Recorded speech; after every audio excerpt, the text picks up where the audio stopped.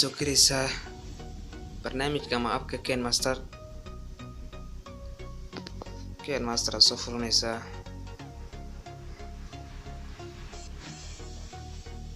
looga la-aan KineMaster isticmaalaya waa KineMaster ugu dambeysay oo hadda sanadkan 2021 soo baxday KineMaster 5. waxaan ku dhufaynaa qaybtaas kore oo create new ay ku qoran tahay si mashruucu nagu horgeliyo. kadib waxaan ku dhufaynaa 16.9 kadib next aan leenahay. kadib waxaan soo saaranaa videogii aan soo duubnay aan ku isticmaali rabnay sharaxaada. videoga markaan soo degsanay kadib soo saarno waan jaraynaa videoga inta macquulka ka ah aan ku xisaabinaynaa.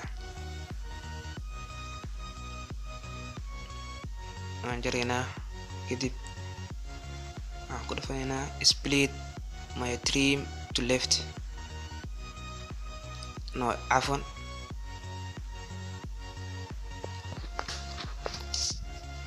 kadib markaan joogno marada tuuritaankeeda halkaa markaan marayna videoga horta ugu waa ballaaranaa waa kala fidinaynaa si meesha aysan qaladaad ugu dhicin. halkaa markaan marayna ayaan ku dhufanaynaa qaybta jaridda, qaybtaas kale maqaska camal ah qaybtaas ku dhufanaynaa.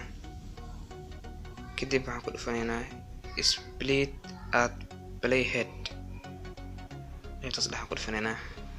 kadib saa aragtaan noo kala baray videogii.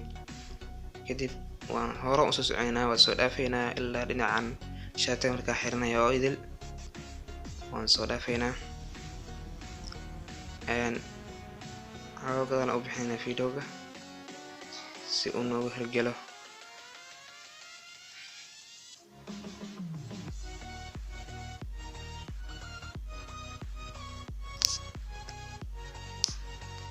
kadib marka la maraya qaybtaas fadhiga waxaan sameynaa videoga waan jaraynaa. qaybtaas kore waxaan ku dhufaynaa jaridda, kadib soo jaraynaa trim to left playhead toosoo jaraynaa. saa aragtaan hadda uu isar aqbalay videoga.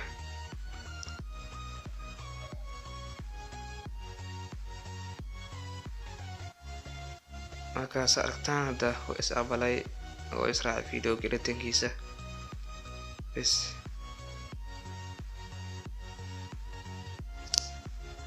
marka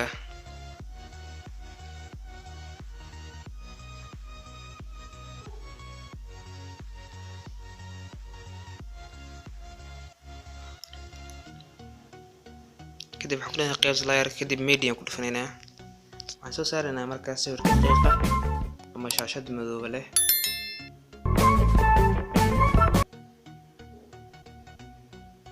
cafan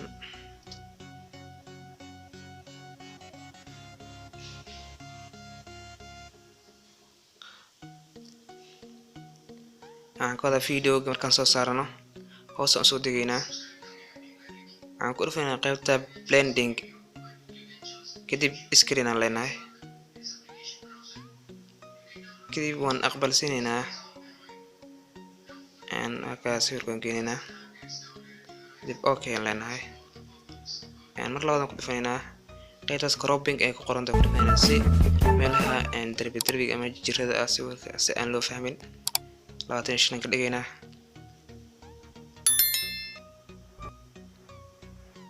markaas aragtaan hadda videogu is aqbalay.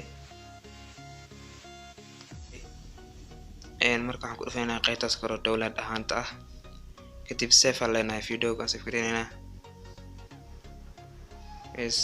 adib 1080 720 540 ilaa 360 ku save gareyn kartaa. 540 ku save kadib save aan leenahay. wassalaamu calaykum.